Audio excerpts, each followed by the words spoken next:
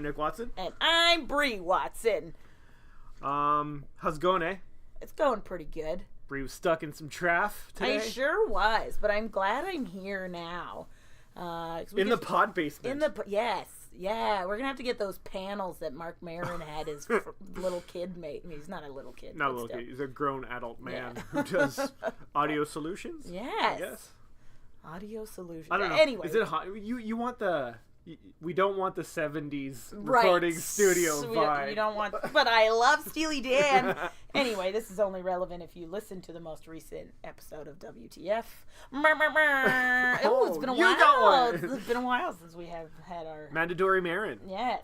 But we're here to talk about the episode that we recorded with Kate Fenton. Oh, we're talking about our podcast, not somebody else's? Somebody else. So I guess the first podcast we mentioned in our own podcast should probably be our own podcast. Well, we'll work on that going forward. Going forward, the next one we'll try again. Right. Let me talk to you about the latest episode of Beautiful Anonymous. No. Kate Fenton, actor, improviser, content creator. She's got this really cool web series pilot. Well, no, teaser, she told us. Yep. Teaser coming out. And a mom. And she's a mom. So she's got that constant struggle. Yeah, busy lady. She's got this new project called Band Ladies coming out, and she'll tell you about it in this episode. Very lovely lady. Hardworking lady. Yeah, and if you get a chance, go check out the trailer and send her some... love. Yeah, because the trailer looks pretty kick-ass. It does look pretty kick-ass. But before we get to talk to her, why don't we do a little chicken? How about we don't? Why? I don't. Chicken. Wait, what? Chicken. Okay. Yes, let's do a chicken. We're delicious. Is there buffalo sauce? No, tell me what you've been up to. Fuck all. What do you mean, fuck all? I've taken notes. I've gone through all Catherine's edits and just noted down what I got to do. And I'm like, I don't want to do any of this. Can I just not do anything and go play golf? Resistance or whatever. Isn't that what you used to tell me it was? What is it? Resistance. Wait, what? Like that. Don't you have that book? Who would I give it to?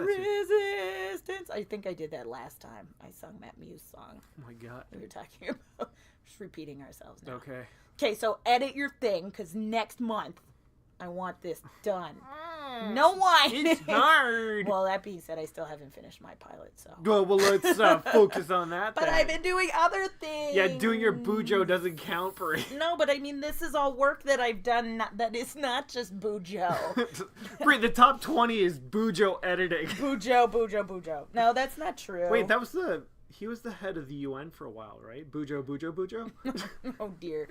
Oh, no. I don't know. Boutros Ghali. There it is. Uninformed. Fun name. Yes. Like, hey, okay. I've been doing shows, so I'll tell you what I've been up to. Let's go backwards. Teaching a bunch. Getting ready for Improv Niagara's big anniversary show. It's happening on Friday. Mm-hmm. Yeah, teaching. Filling out, I filled out my first grant application for Improv Niagara. Oh, okay. Yeah. To who? Like Arts Canada or something? No, it was the city. Improv Canada. Improv Canada. Yeah, the Improv. Oh, man. Could you imagine? The Improv Fund of Canada. The Ministry of Improv. Yeah, I want to work there. No, it was to the city of St. Catharines. They had a thing that I applied to. Okay. A bunch of shows. So many shows and meetings and shows. Oh, I've asked to work with a Toronto Argo's fan site blog. I've volunteered. Oh, cool. To do writing. Well, that's awesome. Yeah, I guess that's counts. a thing. Yeah, that's a thing. I did a thing. Have you written anything yet? No, I'm like stage 2 of we'll let you know. Ah. So I passed stage 1 of we're kind of interested. What are your hours? Here's some questions and Are we allowed to know what the blog is, or are you gonna? I could just throw it out there. As soon as I remember what it's called. Sure. So you go ahead and I'll just scream it at the microphone. You know what was fun that I did this month? I was a guest judge at Brock University's Improv Summit. Nice. Anyway, what's the name of the Argo's blog? Admirals. Okay. A guest improv, and then a couple guest spots, which was fun. And I continue to enjoy my Herald class because it's very good, and we're learning some really good shit. Anyway, that's my check, and that was my March. All right, so we're doing things. We're doing stuff and things, but we're avoiding some of the righty things that we should be doing. I'm gonna do it. We should like message each other publicly on Instagram to show that we're doing it. You know, like people do that with like workouts. Yeah. Like, Well, we do know somebody who does that with workouts. Oh, Erica. I think since last we potted, I tried doing some yoga and put my neck out for a week. Oh no, yoga's supposed to be so good. No, I was totally like Terry Crews in Brooklyn Nine-Nine. Oh no. Nick doesn't do yoga. I've been in the garden and I like rip like so the like not the garden, the like there's like a bunch of trees in the back. The backyard. I've been yarding. There's trees, and I had to cut the branches because they're getting out of control, and they're going over the neighbor's fence, and yada yada yada. So and we also have this thing called Virginia Creeper. I know. That's total serial killer. I know, the Virginia Creeper. Oh, I'm gonna get you. Oh no, I'm not. The worst killer ever. Yeah. No confirmed. He doesn't kills. do anything. He just creeps around. Yeah. But it's this. The colors look so beautiful in the fall. Yeah. But apparently, it has these berries that like kill any animal that eats them. So they're poison. Death berries. I know. So it looks pretty, but it also but like all the carcasses. I know, and it just grows everywhere. Like so weeds. like it's a weed. Yeah. And so I had to rip a bunch of Virginia Creeper, and the next day my like forearm was like killing me. I was like, it's gardening, for crying out loud. Anything else? Any other check-in stuff? No, I think we got it covered. Cool. Well, then why don't we check in with this episode featuring Kate Fenton. I think you're going to enjoy it. Enjoy. We're here with improviser, actor, content creator. Hashtag content. Hashtag content creator, Kate Fenton. Welcome to the Constant Struggle, Kate. How are you? Good. How are you? Thank you for coming to the Constant Struggle. Or thank you for inviting us to come to you so that we you can could come here. Yeah. With the Constant Struggle. Yes. It's very convenient. Yay! The podcast that comes to you. Yeah. Why not?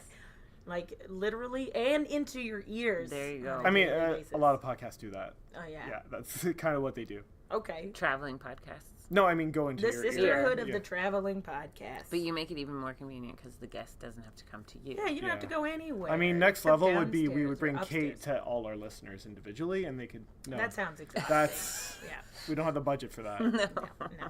Kate, welcome. Thank you. Why don't you tell us a little bit about yourself? You're an actor. I'm an actor. It's true. And a comedian and an improviser. How'd you get into this stuff?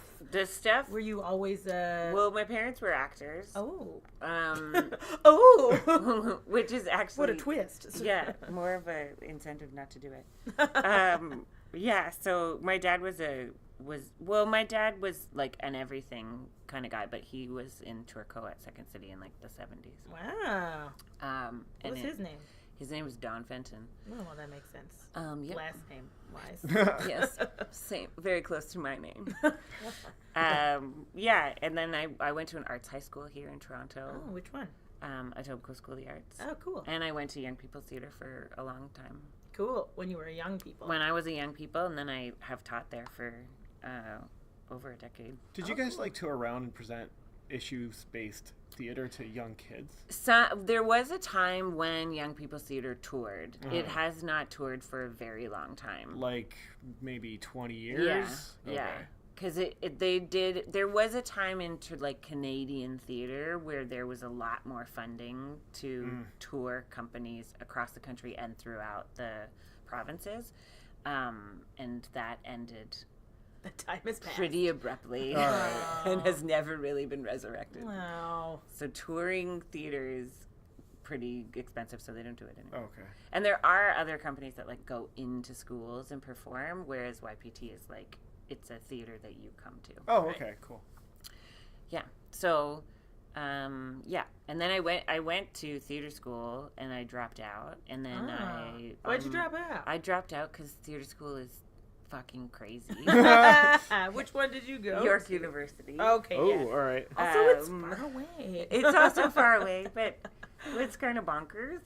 And then I met Alan Gutman. Oh, I love him. Who knew my dad because he That was musical makes director sense. back when my dad was there.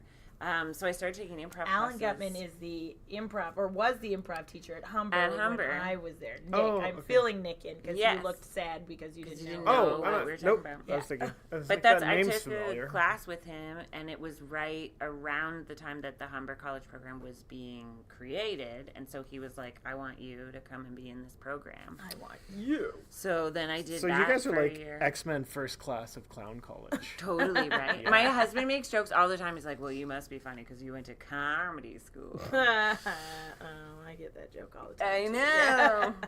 But yeah, so then No, they'll let anybody. No, yeah, exactly. You got money, Ha, they'll let you in. ha. Breather, our only sponsor. No, they're not. Oh, right. That being said, I should talk to them. Yeah. So you were at Humber in its first The year. very first year, How did that go? it was more insane than theater school. What? Was that a one? Was that when It it was was a 1 year Okay. program, and like,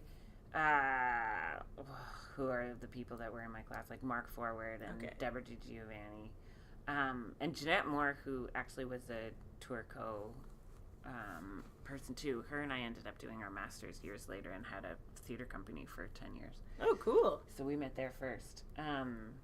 But yeah, so it was a really like unfortunate introduction into the comedy world because it was incredibly sexist and like horribly competitive and Oh my god. all those things.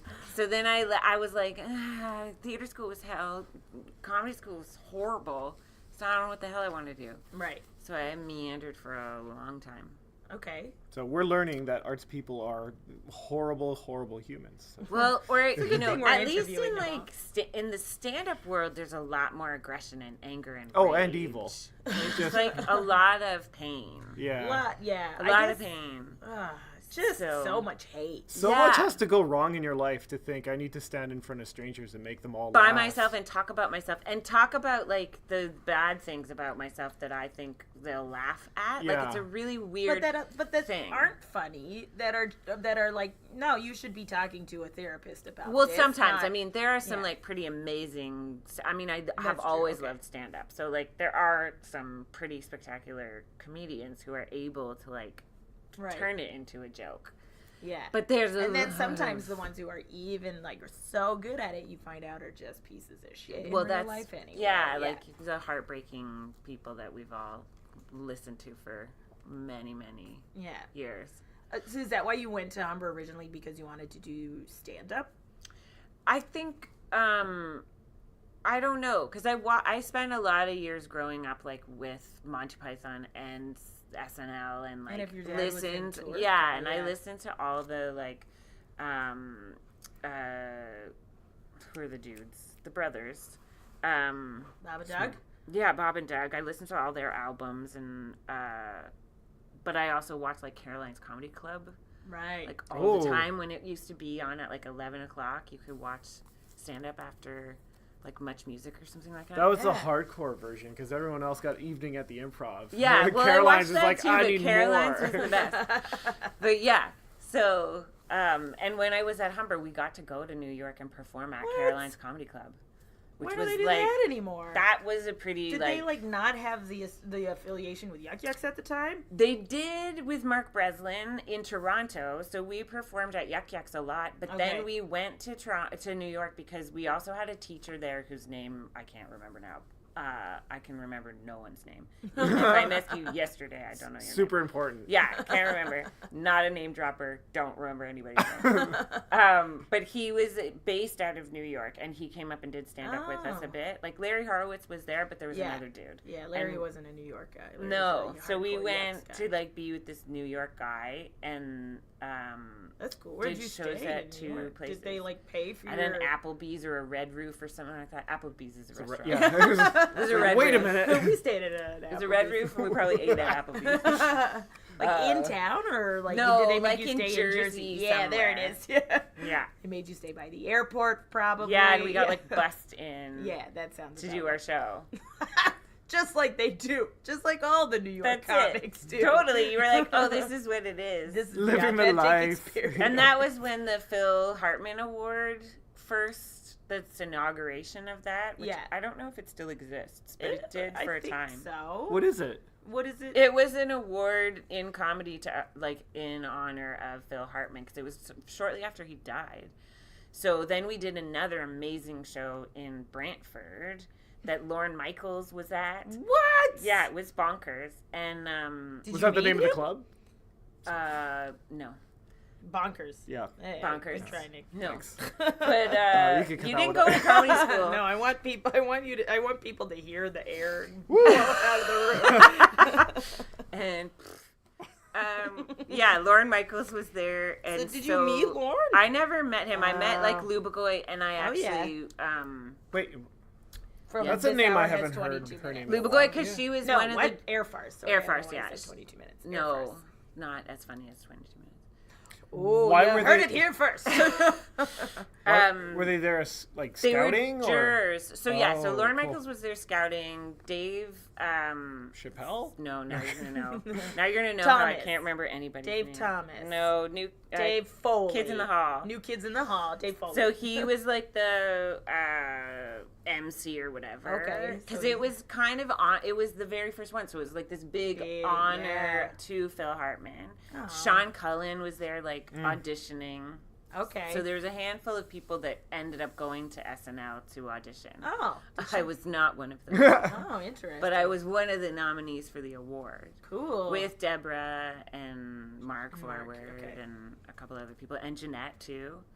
And Jason Ross. Anyways, he's a stand-up now in, like, the UK. In the world of, like, Tom Green. He's that kind of. Oh, okay. Is it Rouse? Yeah, Rouse. Jason Rouse. I met him once. Yeah, he's crazy. Yeah, But he was like up and coming at the time, so there was a lot of attention around him as a comedian. Yeah, I feel like his vibe is like rah, very raw. Rah. Yes, very just like Tom Green, like barf. Yeah, that's a pull good some point. Spaghetti out of your nose. Yeah. Oh, that. So that was a weird time, but that was great. That was like doing comedy in front of like 1,200 people. That's amazing. It was an awesome show. Because now, like, the biggest show you get for Humber is your like end of 2-year performance at Second City, which is still nice. But it doesn't people. Feel big. But it's not 1,200 people. Yeah. 300 is not 1,200 people. Yeah. Math. Yes. It's a quarter of the. Yeah. Oh. She's good. I can do grade 1 math. Nick, you I have mean, four. fractions aren't in grade 1 math, but that's okay. All right, let's go back. I saw that you studied at RADA. What was that like? I mean, was loud enough. I was there. I did a Shakespeare summer camp there. So, so we were there for like, I don't remember, 5 weeks maybe, doing A Midsummer Night's Dream and like. Is that in London? Yeah. In London, Okay. yeah. Did you guys do anything at the Globe or anything? No, we went and saw shows Yeah. at the Globe. And like really, because again, I was there in like 97 or 98 or something. So it was like right when the Globe had just reopened been been rebuilt. Yeah, so it was like a big. So it had that time new be... Shakespearean Globe Theater. Yeah, Yeah. It was awesome. A lot of cedar. A lot of cedar, and I was like, do they still have the like? You have to sit down on. You can sit on the floor, and you can only stand pay- the groundlings stand. because we were Yeah. poor, so Yeah. we just had like our elbows on the stage. Oh my god! And it was a huge open thing Yeah. and raining, so we Oh, were like covered in so plastic cool. with our hands, and I was like 19 or something, and like this is the best. Yeah. It was So when you're awesome. 19, that's awesome. It was so Yeah. great. I think I would still enjoy that. I think so. Yeah. like, it like was more once. fun. Other time I'd be like, put a fucking roof on this thing. Totally. What Well, what and year? okay, so I said I wouldn't name drop it. Now I will name drop. Kenneth Branagh. No, Jessica Spielberg was in my class. Wow. And so she was like up in like box seats because she had money and we didn't. But we were having so much Maybe fun. she didn't, and it just CGI'd it up. Totally. there. That she ended up was like, I'm coming down to the groundlings because it's way better down here. You're like, yes, come down to our level. Come down to our level where we get spit on literally by Yeah. the actors. Oh, But yeah, so you don't notice it because the rain. Yeah, so it's exactly. It's all mixed in. Like, that feels a little warmer. But it was fun. I really wanted to go to school in England. And my mother had gotten into RADA and Bristol Old Vic, and then her mother got really sick, and she came back to Canada and, like, ended up on a totally different trajectory. Right. And is now actually in England training for voice training at the moment. So she, like, became a lawyer, and then after 25 years sold her house and, like, went to do an MFA in That's what she wanted London. to do 25 years ago? That's how you do it. 40 years ago. Yeah, that's the path. Why not? Yeah. So, yeah, but I didn't end up I never got into any of the 3-year programs. So your family's very artsy. Theatrical. What other? Oh, at RADA. Yeah, that's what you asked about. Yeah, it was. Yeah. Yep. Mm-hmm. Yeah, that's my constant struggle. Is like wanted to be like a Shakespearean actor, but my like wanting to like do dumb sketch and improv and create my own stuff was like always clashing against this like take me seriously and but what if we just do this? Well, the most popular and longest running improv show in Chicago is the Improvised Shakespeare. Yeah. Well, I remember 100 years ago when the Tim Sims Theater existed in like the building that is now a condo across the street from there, and they had the one they like moved forward and then pushed back. Yes, so bizarre. Yep. But they used to have Sin City. Okay. Back when like Peter Aldridge. Oh, so funny. So this is that guy. He's one of the funniest like Second City alum. And him and Lisa Merchant was in it too. And he would just like break into like Romeo and Juliet. He would just pull out Shakespeare. Drop a monologue. Yeah, in this like bizarre improvised soap opera. Oh, cool. It was one of my favorite like improvised shows to this day. There hasn't really been a similar kind of thing. I mean, probably Toronto, I Love You. Which I haven't seen yet. But yeah, it's equally like. Did you used to go to the National Theater of the World shows? Yes, of course. Yeah. Well, and that's a funny like. This is my life: is watching other people get successful around me and beyond me. Oh, that's really fun. That's what I do.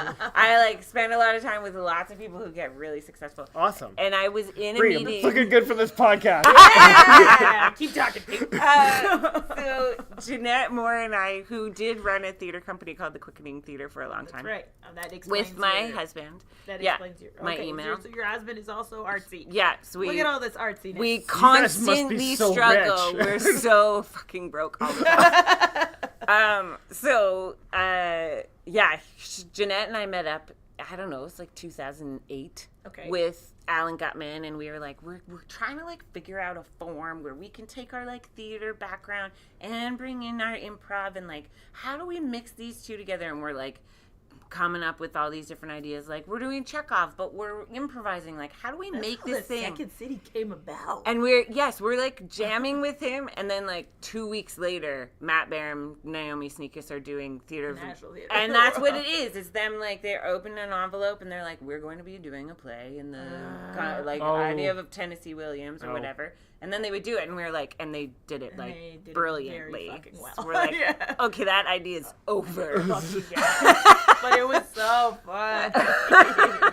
Oh man. Yeah, such is life. Yeah. But so what other kind of theater then did the Quickening make? Well, that's when we started to get into like we just want to make our own stuff because we'd been doing a lot of Shakespeare we'd been touring Shakespeare for kids for like a long time. The three of us were like in a company together. How does that work? Just like doing Shakespeare productions that are geared toward high schools, and then traveling around and taking to said high to or all the to high schools, like or? specific. We'd go to Ottawa and be like housed in one theater, and then schools would come to us there. Oh, wow, or we'd be in Toronto, and then schools would come to us here. What was it called? It was called the Classical Theater Project. They're still around. I worked for them. Did you? One summer, I had to make phone calls to schools. Yeah, and be like, and try to get bookings. Yeah. So it was a crazy schedule. What was the language like in that? Did you have to modernize it a bit? Nope. we would just do it. But they would be studying the plays, and so we would just bring them to life in a way that was a bit more accessible for kids who are like, we read this in English and it's so boring. I know, it's amazing hearing Shakespeare after you've read it your whole career. I'm like, I get everything. Oh, now I understand it's a play. Yeah, and so it was that, in the vein of that, and we would do workshops and teach them, like, do games and stuff and do scenes with them and, like, get them to understand the language in a way that was more accessible. Oh, that's fun. Wow. I did that for a long time. Homer, remember that? It's like Macbeth, but like... Yeah, exactly. Like Homer Simpson. And then people were like, oh, this play is actually a cool story. Right. You're like, Homer right? Simpson told me. But yeah, I guess while we were doing that, we were like, why don't we just produce our own shows? Yeah. We're working so hard on making like Peanuts. Why don't we just make Peanuts doing our own stuff? Yeah. Which is, you know, that should be my autobiography. Making Peanuts. Doing your own stuff. Doing your own stuff. Your TED Talk. Yeah, exactly. Do you want to make Peanuts? a little Because bit of money? I know how. But my children are allergic. Yeah. So then we started writing original pieces. So we produced theater that we wrote, and we like all full-length plays and stuff. And we would direct them and like take turns being in them, directing them, producing them, writing them. Cool. Where would you perform? All over. So we do fringe festivals. We also did a couple residencies in Vancouver and at Theatre Pass Marais. Cool, and then we would like independently produce them. So my husband won a Dora and we got a few nominations. Oh, nice. Through that process. Nick, I don't know. Do you know? I do not know what a Dora is. Doris? Well, some Torontonians like to call them the Toronto Tony. Yep. They don't quite have the same weight as a Tony Award. Because you can win them and still make peanuts. Yep. But they're like the Toronto Theatre Award. Okay. So yeah. So that's what we did until we started having babies. And then we had a board member who was an accountant, and he was on our board for accounting help. And he was really cool, and everything worked out fine? He was really cool, and he sat me down with my baby and was like, you need to do something else because this is not making you enough money. Yeah. And so then that's where like I shifted gears into film and TV and was like, where all the money is. Let's do commercial where who cares? So, yes. So did you book a bunch of commercials and stuff, or do you do a lot of that still? Yeah, I do a lot of commercials. Yeah. And then ideally I do some film and TV. Cool. But that's more... I thought you did some... sporadic. You were at TIFF for some stuff? A short film that I did was at TIFF. Nice. How was that? Exciting or... Yeah, it was fun. I mean, that was a long time ago. Oh, okay. But, yeah, that was a cool... short where we did like most of it underwater, and I like swam underwater with the camera and stuff. Where? Just in like a suburban pool. Okay, it was what like kind of Lake camera Ontario? was that? What kind of? What were you shooting it on? That's 16 back then. I have no idea. Oh, was it It film? was job to know. Oh, I assumed you were directing it. No, I was just in it. Okay, cool. I think it was digital, but it was like 2009, so it still would have been like could have been a early on stuff. It was before the Red. Oh, all right. But it was cool because it was like encased in this whole like fancy thing, and then I got to like swim with it to do my POV and stuff. So it was cool. That was just a fun like project all in all. So now I feel like what I do is like the fringe of film. It's like web series. So tell us about this new web series you're working on. Well, I created it with Molly Flood and Dana Podcombe, and we became like soul sisters in the long form program because we're all actors who like came to. Were you all put in the same troupe to begin? We were in the long form program together. Then our Abracadabra was all of us together. We did this sketch conservatory together too. So cool. We just like spent 4 years together. I find it interesting that people call it the sketch conservatory. We used to just call it the conservatory. I know, but it was because the long form conservatory existed. And I guess now that it doesn't exist, now that it's just the conservatory. Where is that at? Second City. At Second City, yeah. Okay, so you all did your sketch conservatory together. You all played your long form conservatory together, and you continued. Then we had a troupe for a couple of years. Yes. Yeah. So in that time, we came up with this idea of the band ladies. Oh, cool. And so finally, like sat down and wrote it. I know, because it's so comfy. When did you guys start with the band ladies? How long has it been? We really didn't start writing until like 6 months ago. Okay, cool. Wow, all right. But we had the idea banding around for a couple of years. Well, that's a good choice of words. Yeah. So what is Band Ladies? Band Ladies is a group of women who are fed up and on the cusp of middle age who take their book club and turn it into a punk rock band. Oh, so good. I love the 360 of it. Yeah. Book club is so reserved. It's basically fuck it. Yeah. Yeah, and I think, like, for me, it's so much about, I mean, it is a lot to do with, like, hitting 40 and being like, what the fuck is going on? When did you hit it? Yeah, when did I turned 40? I'm going to be 42 this year. Okay. I'm going through 40 right now. 40. I mean, everybody has like a existential crisis at 40. Fair enough. And then eventually you're like, oh, this is just what it is. It's just a permanent existential crisis. Like, not to take away from the reality of mental health. So it doesn't get better. It doesn't get better. Like, that's the name of this one. It doesn't get better. You just get used to it. Oh my God. I believe that to be true. How do you feel about that, Nick? It's fine. Well, you have golf. There's just so much anxiety. And then, I don't know, I think it's important to realize that nothing matters. Well, I had this conversation. It's really funny. My dad was talking to me the other day, and he was like, I met with my dentist, and my dentist just got back from Tanzania where she was helping a village with water because the children have no access to water. And he's like, so it really helped me put some things into perspective. No kidding. And maybe I work really hard and I don't make as much money as I used to or as much as I should. But, like, I'm fine. Yeah. Yeah. I can drink water. Yeah. And it's a funny thing to be an artist who's, like, always trying to make choices that are, like, artistic. And there are people like, we need water. And like, I can make you a nice painting on the pump. Yeah, you're like, I can't do anything practical. Yeah. But I think that's part of it. Is like we always like are self-deprecating because it's so hard to value what we do because there isn't really a clear monetary value and there isn't a practical application.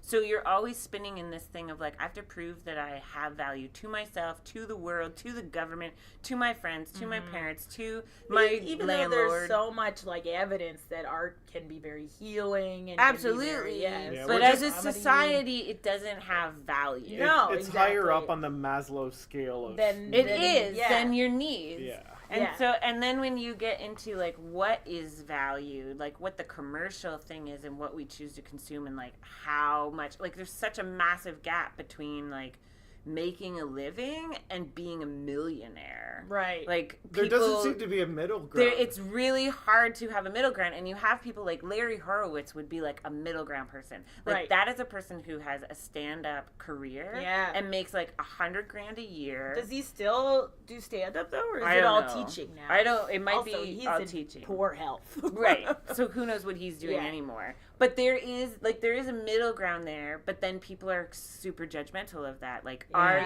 you satisfied as a creative person? Right. Like, if you're living in this mediocre world? I guess it might depend on what you're creating. And how you feel. And why you're creating and why you're creating it. Out of what you do, I guess. Yeah. And that you have to be the arbiter of what the value of that is.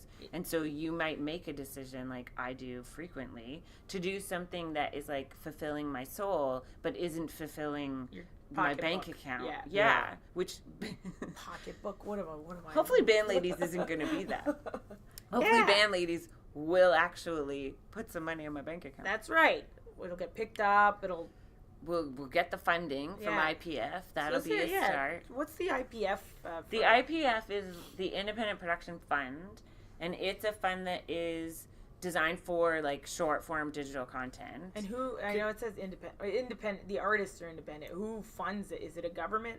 It's I think it's a fund, so it's not quite a grant because they don't just give you the money. Okay, there is it's equity. Equity. Yeah, so people are giving you money. They give us thinking money they're going to get a return on it. With some expectation that if there was ever any income, like any profit, then they would get a return on it. All right, so you guys still have to figure out how to make money after you would get sell the it money. ideally, you would get money to make the thing, and then you would sell it to a I would think company. well, we would, like we will incorporate as our own production company, cool. and then we will hire out our producers, and we'll get tax credits and collect monies together to pay for the cost of that. So then once the entire thing is done, then what happens with distribution and like broadcasters, if there's money that comes from that, right? If all of the expenses have been covered, yes, then we can start paying some portion back to. So are you hoping for like a Netflix kind of thing? Well, I guess it's like too far ahead. I think like CBC Originals is one of the avenues. Crave also. Oh, that's right. Because we're working with Highball TV, they're a streaming platform, and they have a relationship with Amazon Prime. Oh, cool. All right. So there is a universe in which like we could produce our web series and put it on Amazon Prime, and then there would be like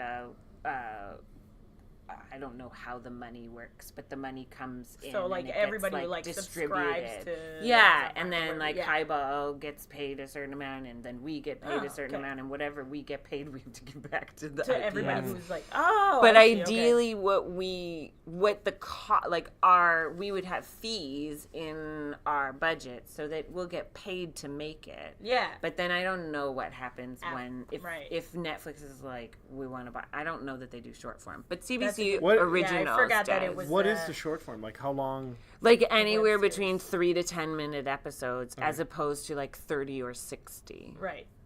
Yeah, I forgot for a second that it was for web series. Yeah.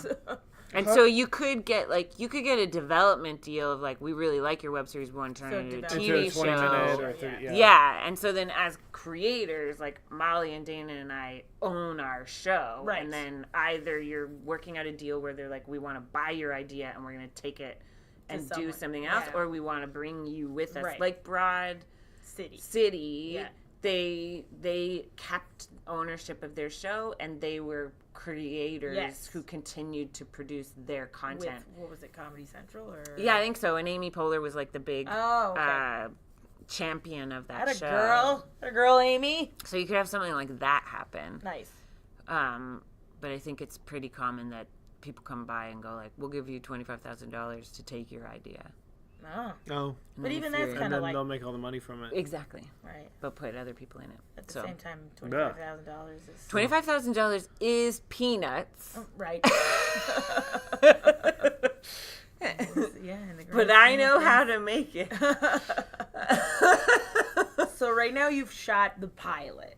And not even really technically, we've shot the teaser. The teaser. So the teaser is just like a trailer. The pilot is actually a slightly longer episode. Yeah. And it's not quite exactly the same as the teaser. So the teaser is more like giving you the scope of the season arc. Cool. Of like where it's headed. Oh, that makes sense. It looked really good. Yeah, thank you. Yeah. Our DOP is a pretty like amazing cinematographer, and Molly is a fabulous director. Molly directed it. Yeah. Okay.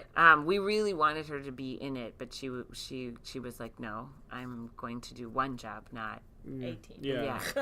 But I do miss, because there was like a thing that we kind of formulated in our minds together as performers. But but you also wanted her to direct. Can't do everything. Yeah. Or did she want to direct? Was it she wanted to direct, but I was like, you can do everything. Yeah. Girl power.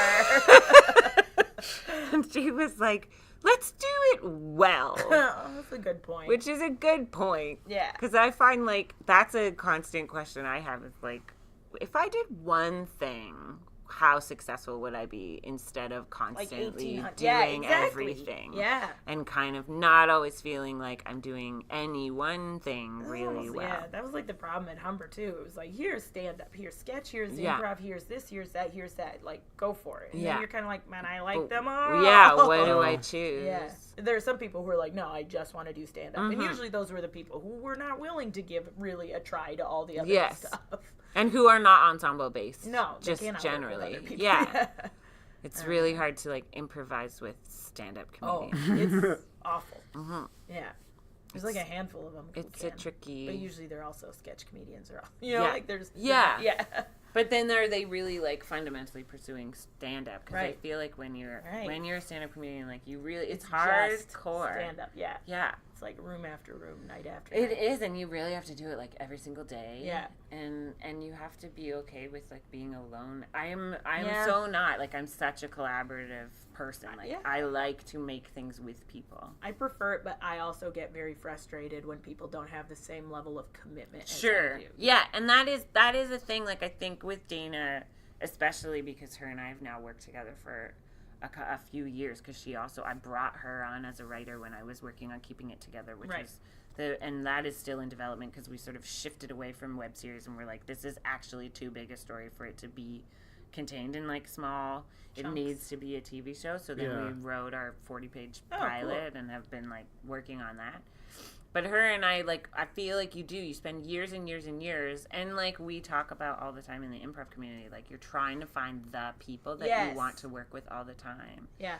And there is some, like, there's value to being thrown into different collections of people to try and like get comfortable as a performer with anyone. But the ones who are really successful have stayed together for 100 years. Like the Suffragettes are the way they are because they always work together. Rob and Aaron Calls. Oh, yeah, exactly. Rob and Adam, and then Rob Baker and Jan. Yes, exactly. All these people have been together for a very long time, and you get to know how each other thinks and how you like to play, and you know what each other's weaknesses and strengths are, and you can like make poke fun at those or lift them up. And so those are the kind, like S&P for a long time. There's a way that you like, there's just, you have to find your people, and then when you do, then #, you make find your tribe. Exactly. Whereas Nick's a writer and he's like other people. Yeah, my husband is the same, and he's like a theater based background actor. Was like, but he is very much like, I just want to write by myself and I don't want anybody to talk to me. INFP. Have you done your Myers-Briggs? No. Oh. Do it later. It'll be fun. So the characters, have they been friends for a long time? Like, why the punk band aspect? The book club, have they been? Why did we go to punk band? Yeah. I mean, I don't know that there's like a real clear logic in terms of Dana and Molly and I being like, I just feel like I want to do that. And like Molly has a legit background in music. And her and her husband have been in bands together, and he is a musician on his own. And he wrote our song. We wrote the lyrics, but he wrote the music. Oh, cool. Do you play? I now I can claim that I play the bass. Oh, cool. I took music throughout my life. Like I learned the violin and the trumpet and the clarinet and the flute and like played instruments, but never really fully. I was always like, I don't have time to do that because I'm doing theater. So I really wanted to play an instrument, and I learned the guitar at some point, but very quickly forgot it too. Right. So I started playing the bass. You have to practice it all the time. And Dana the same. She's learning the drums. She's doing the drums. That's cool. And so, and Molly had like learned this song when we'd both made music in our sketch conservatory show. Cool. And with Ayaka. Right. Who we collaborated with. So we like, and Lisa Michelle, who's also in it, she was in our original long form class. And is a professional singer. Oh, all right. So there was already like these people, we'd been like collaborating with each other on some level, musically in some capacity. And so we knew that we wanted to like take this. I feel like the book club is like this container that you're supposed to exist in. And the punk band is like blowing that up. And feeling it's so funny to have this conversation right after we spoke to Joe. I know. Because he's in the opposite direction. And he's in the trailer. Nick was like, Joe's in the trailer? I'm like, what's going on? We have to do this. Yeah, absolutely. Well, and we all of us are working with Joe. Joe's amazing. Yeah. But yeah, so there, I feel like, I don't know if it's, I can only speak for myself as like a mom and a woman and like all these containers that you feel like you're trying to like fit inside of. And then just as like a general misfit in the world, like I always like blow that shit up. And anytime I'm like getting close to being on some track that's like what I should be doing, then I veer away from it. I mean, blow that shit up is also a good title. There's lots I feel of like good that's You've got your work cut out. there's just not a clear one. Yeah, so we were like, what is that? Like, how do you take the thing of like everything's fine, we're reading these books and we're like analyzing these characters who aren't real and feeling okay and drinking a little bit too much wine and feeling like life is maybe gonna, when really inside we're screaming. Yeah. And then with like Trump like opening the lid on insanity, and then like the like floodgates of sexual assault and abuse and harassment that has just been like a reality for so long. Like even this morning, my husband and I got into an argument because all that stuff about the universities and all these like rich people. Yeah. And Samantha Bee, who's like, I can't tell jokes, so I will butcher her joke, but she had the funniest statement on Twitter, like that was all caps saying like, you know, breaking news. The rich people get into universities. Yeah, that was Ned's. And it's veered away from like, but she was able to like encapsulate it in the most effective way. I feel like Ned did something. Do you know similar? Ned Petrie? Yeah, the story's interesting because everyone thought it was happening. Everybody knows, but this is my whole point. The people that got caught were doing it in such a stupid way. Like, why don't you just give them money so they go to your school? Because they can get benefits from, and because they're lying, because their kids can't actually get into those schools. But Adam said this morning where he was like, it's just amazing to me that everybody's just like claiming like it wasn't, I don't know, everyone has this feeling of like, what? We didn't know this was going on. And I feel like the rest of us are like, it's not shocking. Yeah, no shit. Yeah, we've that's all what the world known. is. Yeah, like we've all known all these things for so long. Like these people just did it a really illegal way. But it's like this particular group of people, like rich white people, have been getting away with things forever. Like literally forever since the monarchy existed. Like it's forever. And then you think about like the Catholic Church, and you're like, wow, I just can't even like. Yeah, it's really hard to not want to blow the lid off of everything, and that to me comes out in punk. I can't say that I'm like a big fan of punk music because I don't. But you're getting there. But the ethos of it. Yeah. You're like, it doesn't really matter that the music doesn't sound like music. It's the like screaming rage that needs to come out, and the kind of like, if you want to take it back to Shakespeare. It's a bit like Ophelia, or Ophelia, who's like. It doesn't turn out well for her. But she is like saying all the truths at everybody, and nobody listens to her, so she just kills herself. And so I feel like punk is a better solution. There's this exactly where you're like, we just gotta find a way to get it out, so we're not in this like. Yeah. So that you're not just like, am I literally the only person who sees this? I feel like for a lot of other people, it's like Soul Cycle. Yeah. Yeah. Punk is better than Soul Cycle. Other options. Yeah. Oh, I'll just feel better if I ride this bike just to get all the energy out. Yeah. But it doesn't fix anything. Well, but those are the same women. Like when we used to live up near like Forest Hill.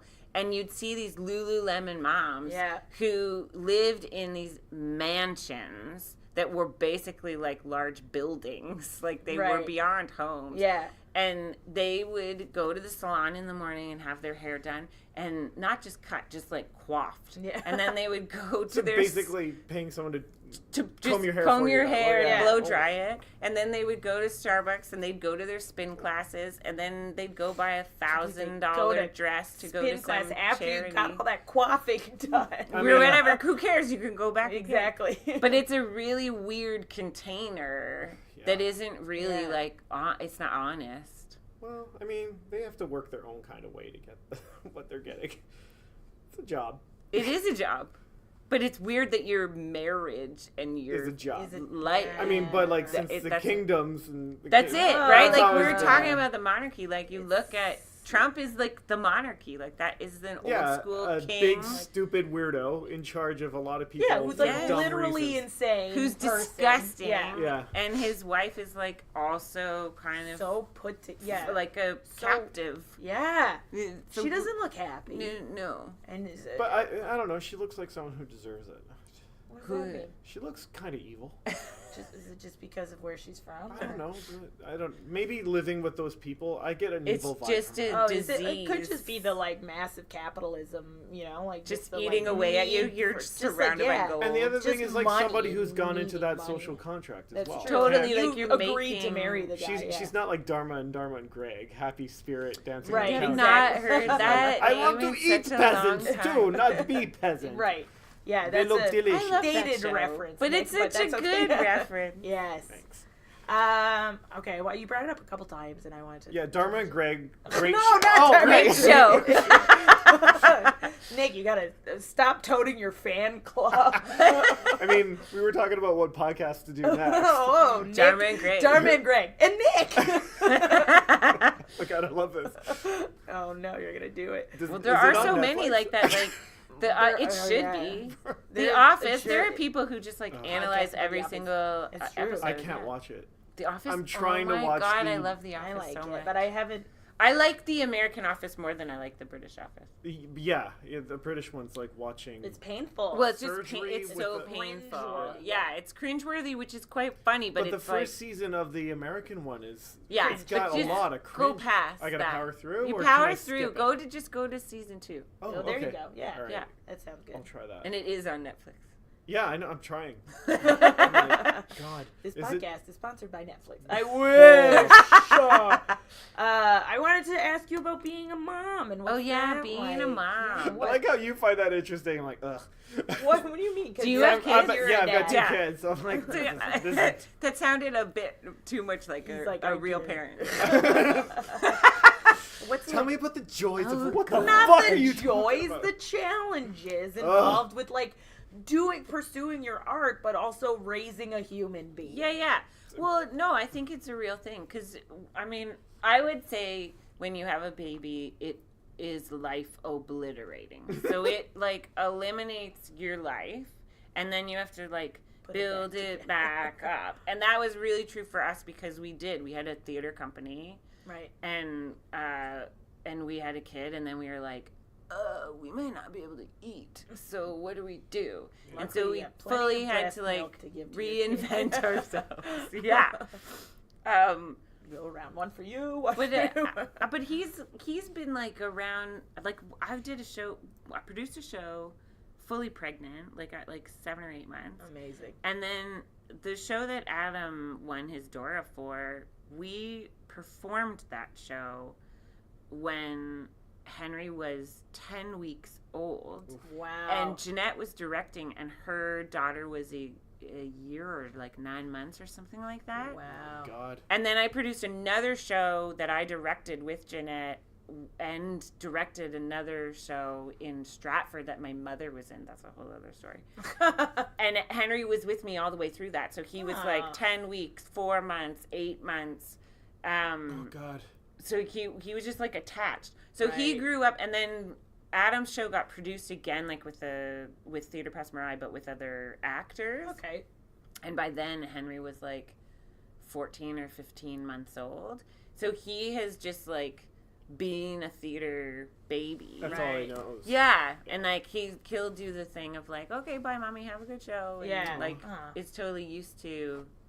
I mean, improv really started after he was born, though. I didn't go back to it until after him. Because for me as a mom, that's been the most, like, individualizing thing. Improv. If that's a word. Yeah, it is now. What do you mean? Like, you get to be yourself as an individual? I am entirely only me. Yeah. Like, my husband doesn't see my shows because he has to be home with our kid. Right. And my kid isn't a part of any of it. And so it is like the one place in the world that I go that is I am like only you Kate get to Fenton. exist. Yeah. Oh, that's fun. Yeah, which is fascinating. Fun. That's like super necessary. Yeah. Oh. And Adam, I think, has like always been super supportive of that, and I never really recognized how important it was until I was a mom. That makes sense. And then was like, oh yeah, right, I have nothing that isn't somebody else's. Right. Like your whole body is, when it belongs to another person, then you're like, okay, yeah, mentally I need to have a thing that's mine that isn't drinking. You know? Yeah. Oh, that's a good point. I'm thinking about Pam. I'm just like, geez, what's Pam's thing? Anyway, we'll figure it out. That's our sister. She's got 9 months? 43 weeks. Yeah. Oh. It's hard. That first year or 3. First 3 months were disgusting. 3 months is crazy. But that's like that's the hardest. Because I just remember like every time as we would get closer to bedtime, I would think, fucking terrifying. More anxiety. Are we gonna live? Is anybody gonna make it to tomorrow? And then you'd wake up in the morning and be like, we're all alive, it's okay. And you get to the very like first birthday and you're like, this is not celebrating that you're a year old, it's celebrating that you're not dead. Holy shit, I kept you alive for a year. 100%. And like we like passed you're doing way so better than many all the flowers and plants I've ever owned. Yes, exactly. Everything else died in our house, but our kids stayed alive. That's important. And I don't think people appreciate the concept, like that you actually are 100% responsible for life. Yeah. In a way that you don't get, like and I think that's part of the existential crisis at 40, where you're like, I can't ask my parents for help anymore because they're veering towards a point where I have to take care of them. Yeah. Yeah, we're getting there. And so then you're like, if I don't have my shit together and they start to need me, then we're all fucked. That's true. Yeah, that's a biggie. Well, Dan's already like looking after his mom. Yes, it happens pretty quick. Yeah. The other thing is like realizing your parents aren't these mythical creatures. They're like, they're people who had other people. Yes. Who refused to get their didn't know what they were doing. Yeah. They're just like, it's very improv-y. Yeah, it is entirely improv-y. Yes, and avoiding death. Yes, but I think start saving on taxes. But I think that's the most important thing is like whatever success, because I think about it because you guys call it the constant struggle, and it is. Oh yeah, the name of the podcast. It is like a struggle. But to me, like if you don't make everything about how much money you make, but you make like every decision is about like how fulfilled and happy you are, right? Because we're privileged people who can do that, right? We have water, we have water, and we have a place to live, and we're not going to starve to death. That's right. The other people, you're probably not listening to this podcast if those aren't the situation. But I mean, you have to be pretty well off to be listening to a podcast. That's exactly. You need time. So we're already there. Yeah. But if you're happy with your choices, then you're successful. Yep. Yeah. Or you have to trick yourself. That's interesting. But that's kind of what you're talking about, like the pursuit of trying to make it the best version of yourself that it can be. It's like multiverse. It's just yourself and your life. And your life. Exactly. Because that's all you can control is yourself. Yes. And then how you perceive what you're doing is how you feel in terms of fulfillment. I've been finding mindfulness to be incredibly helpful. It's so powerful. Yeah. There was a time when we were like super, super broke. And I mean, that's always. But it was a particularly. I keep laughing so hard. Particularly sure. I don't have any money. I mean, it's like I'm right there with you. Yeah, because you know it's stop throwing loonies every time Kate says that. Yeah, there you go. Woo! I'm gonna leave with so many loonies, tens of dollars. But where am I getting these loonies from? I have loonies. I was listening to this this meditation like every single day, which was this like manifesting your destiny, which sounds like super cheesy and crazy, but but it was working. Like cool. I was listening to it and I would like visualize like I need cash, I need lots of money, and then I would work and like make all this cash, or I'd want some like audition to happen, or I'd want to book something, and then I'd like manifest it and it would happen. A good point. I should check my and it really was like I really believed it. For a solid year I was like, this has actually worked. Yeah. And amazing. I need to remember that it works, because I'm gonna get tired of it and move on and get like negative again. But it is actually really powerful. Yeah. Yeah. It's because your goal keeps popping into you force yourself to remember what you're trying to do. Yeah. Yeah, but what do they call that when it's affirmations, right? Yes. Those are affirmations when you're kind of like, I am positive, I am smart, I am this, I will succeed, I will do this. Yeah.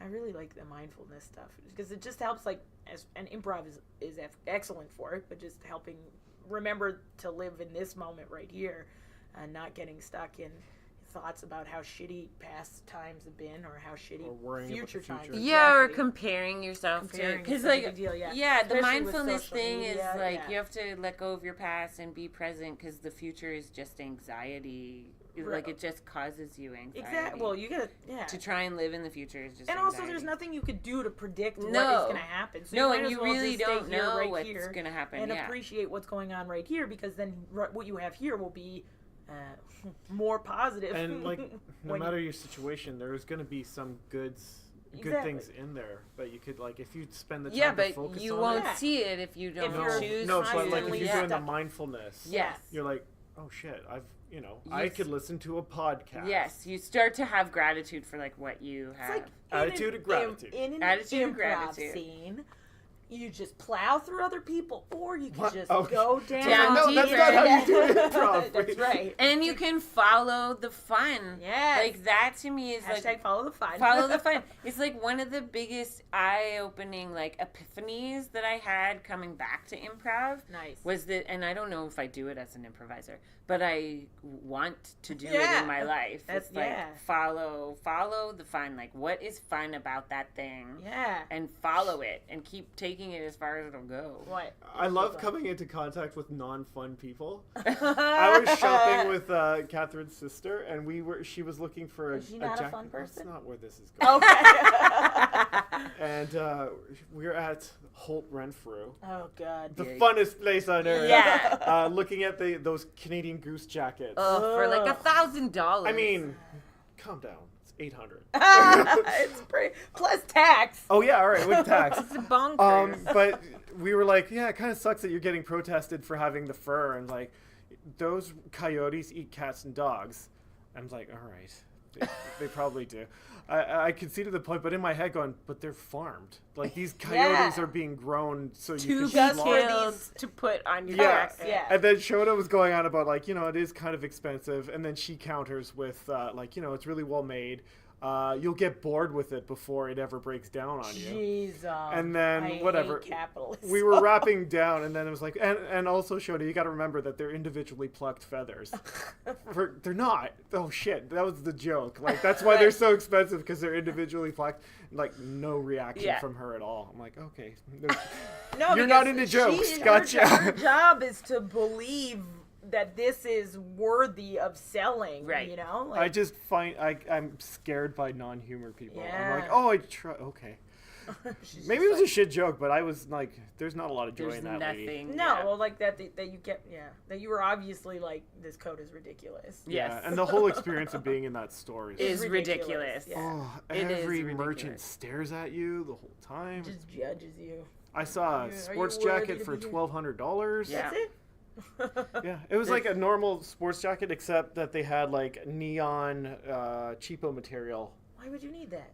It's fashion. Yeah, it looks. That's true. That's such a good It's point. a hipstery kind of thing. The whole I mean, I enjoyed like the Marilyn Dennis experience, but really, I would never spend 7 hours and however many hundreds of dollars doing your hair. Yeah, never, ever. How did you get involved with that? We lost a bet. No, I have a friend who I used to work on Stephen and Chris. So a friend of mine who was a producer on Stephen and Chris is now a producer at Marilyn Dennis. They're like, we need couples. I was like, I have a husband. Yeah. And they're like, we're going to do your hair. And I was like, okay, but I have headshots. And they're like, purple. I was like, all right. Great. All right. So how's the teaching and the coaching? Like I saw on your website that you yeah. Well, I don't do as much coaching as I would like. That's one of those things that I feel like I need to pursue more. Yeah, like what's the difference? The difference would be like I used to do a lot of coaching with younger kids who were moving into arts schools, and they were like auditioning, and so coaching is like individuals. Yeah, and okay. I, as an actor, would get a coach if I'm like prepping for an audition or working Okay. towards something. I So would it's hire like a hiring coach an individual acting teacher. to help you for a very specific thing. Okay. Versus teaching is the like broad spectrum of things. Like you have a whole class. I have classes, different kinds of programs that I design or teach, and I start 7 contracts. Oh, on so the Monday. coaching is kind of On like Monday? tutoring. Coaching is kind of like touring. It's like Tutoring, sorry. Yeah, it's tutoring. Yeah, Okay. but it could be touring too because you can go around it. Oh shit, yeah. But yeah, it's 7 more like Touring tutor. It is more like tutoring because it's one-on-one. Where do you do most of your? Well, I'm teaching at Second City, Yes. but then I also am teaching like an after-school kids program, and I'm teaching at I'm doing like 2 residencies at a couple of schools. So Oh, cool. I have 4 different teachers that I'm working with and designing programs through Prologue for the Arts and the TDSB. Oh, cool. What are you seeing with the kids nowadays? Like my daughter's doing Instagram videos and doing all this editing stuff. It's Yeah, freaking they're amazing. they're way more into like making film Yeah. content than they are in like live theater. Oh, yeah. So that part is a bit tricky. They might come to it later on. Yeah, I think improv has legs in a way that like theater doesn't. Because improv is so immediate And funny. and it's fun and funny, Yeah. and it doesn't have the same kind of like required commitment in the way that like producing a show does. And I found this Or the even costs. yeah, the costs, like all the production side of it is more, but film is pretty expensive too. True. So I think they have like an immediate response to seeing something on screens because that's how they consume so Yeah. much. Yeah. So there's a joy in like doing the work and seeing it. Yeah. Whereas like, And then, like, their theater friends watching is a it. thing that like You have to disappears into the practice ether. and then- You have yeah, to and there's rehearse nothing it. left over, You have to yeah. repeat it over and over and over again, and there's no proof that it ever happened. Only the people who go and see it see it. But isn't that nice? It is nice, and you could charge people a lot of money for it because it never happens again. Yeah, And- but people don't really like spending a lot of money. That's why they True. watch Netflix instead of go to the No, movie theater. I mean, Yeah, like, that's true. these are specific high-spending people I have in right. mind. If you're producing Soul Pepper, But also, to be fair, movie theaters didn't, help themselves by charging like $10 for popcorn. Like that's why people. but that's don't wanna why go. they charge that much know. because it's the They only don't make way any they money make off- money. yeah. Well, it's not an experience that disappears with that. That's a commodity. You can own a movie now. Yes. Yeah. And once you can sit on your couch and Or in watch this it like room, this, yeah. yeah. why would you go to a movie theater? Exactly. You know what It's like tricky. bothers me so much when I go to a movie theater now is like people just talk during movies. Like they didn't. I don't know if I'm like I'm Because old they're now. so used to being just at like- home. exactly. They And it's like, treat shut the it like fuck it's up, I'm their trying to watch living a- room. Yeah, Exactly. And that's it. So that's even worse, right? Because then, like, when you're trying to teach people what theater is and how to be an audience, Oh. they don't really get the concept Yeah. because they have such limited Wow, exposure. it sounds like there's a generation gap between Or the theater-going many. audience and us trying to get. Yeah, for sure. Huh. It's a whole Oh, shift. I never go to the theater. No, You? nobody does. I went to see a Norm Foster play last year, Oh, yeah? but that's because Because there's Oh, the yeah. Foster I, Festival. I also Catherine. went to Yeah. go to see a play last year, but that's because my dad's in it. right. So you have to get my dad into a show. Okay, and then I'll you'll watch go. it. Yeah.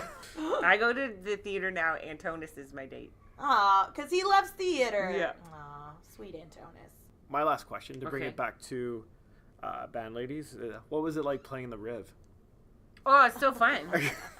Oh, I mean, that's right. You it's don't- hilarious because Dana has Works worked there. there for 100 years. So I don't know how much she loved it. But it's a cool place It's for that so to take place known because and, it's such a like famous location. Yeah, Yeah. special. There's the whole Nirvana, the band, the show. band, the show. Like so much of their show is paying homage to the Rivoli. That makes sense. Yeah. It was so fun to play the bass. Like, I worked really hard to learn our song, and it was a really hard song to learn as, like, a first-time song to learn on the bass. Yeah. Oh, cool. And I worked really hard, and then Molly, while we were shooting it, was like, it looks like you're working really hard to play the song. And we But- don't really give a shit if you know how to play the song. We just want okay. you to look cool. So stop focusing so much on it. But I was like, but I learned it. Does it work for your character? Yeah, maybe. Yeah. Yeah. But it wasn't really shot in any way that Okay. was like going to prove that I was Okay. hitting the right notes, Alright, you know? okay. But I was like so know committed. them. I got them all. Yeah, like my hope is that when we get funding and we go forward and we make the show, that we will make the songs together so Yeah. that we will actually like record a little sort of God, that's mini That's cool. album Yeah. of our music. And that's like another revenue stream. Yeah, I mean, Apple Music. big I'm thinking band shirts, tens a of tour, dollars. That's Yeah, merch, but that's what I baby. want to do too. Is like, and then we'll do little one-off shows. Maybe the band ladies will actually perform a show at the Rivoli. Oh. Meta. It's a thing inside a thing. And I'm done. Okay. Yay! Is there anything that you feel like maybe we missed that you wanted to talk about, that you want to bring up? No, Bria said I'm done. Oh, no. Yeah, I Please feel go. like- I threw my pen. Oh. It's right there. We covered cool. lots. Good. Good, yes. Yeah. Thank you so much for letting us Yeah, thank you. come here and talk to you. Hopefully we'll put this out before... Band Ladies campaign ends. Yeah. But either way, we wish you like the best of success. Yes, with this thank super you. cool project. I know, And- weren't you supposed to come on the day too? Yeah, Didn't I know, we try and to then get was you like in a it? snow, was it a snow? It was either the snow There was or some I got- reason you couldn't come. Yeah, I almost went. And That would have had a been thing. that would have been fun if you I would have been like could have been featured Yeah, that in would have it. been fun. And then Yes. I recognize. Oh, was that your character? That was like Oh, all, that was all the basically fans, everybody they're at the like, beginning I'm were bored, like, and then this they're like, is so this boring. rocks. Yeah. Yeah. Well, it does. That's awesome. Best luck, Yeah, thanks. and very nice to chat with you. Yeah, you too. Wanna say Nice struggle to on? hang out. Struggle on. Struggle on. Struggle on. Yeah.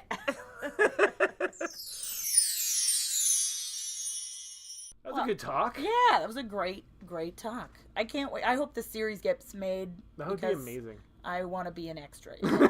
Yep. No, but it's a really fun. I hope the listeners take a look at. I keep wanting to say trailer, teaser, and just like get those views up, Yeah. so that maybe the show will get made, or they'll get their IPF funding. Kate was a lovely lady. Very nice to talk to her. Very fun chat. I'm nodding a lot right now, which doesn't help for it this. doesn't help because you can't see it. Nope. But he's nodding. Yep. Well, anyway, thank you so much for listening, ladies and gentlemen.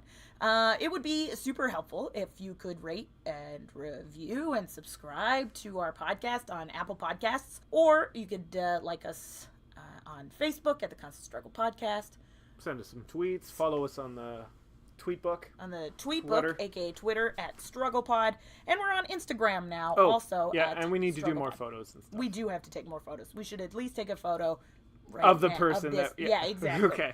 All right. Thanks so much for listening. And should we do it again? Well, Struggle on. struggle on. I've always loved you, and I would not.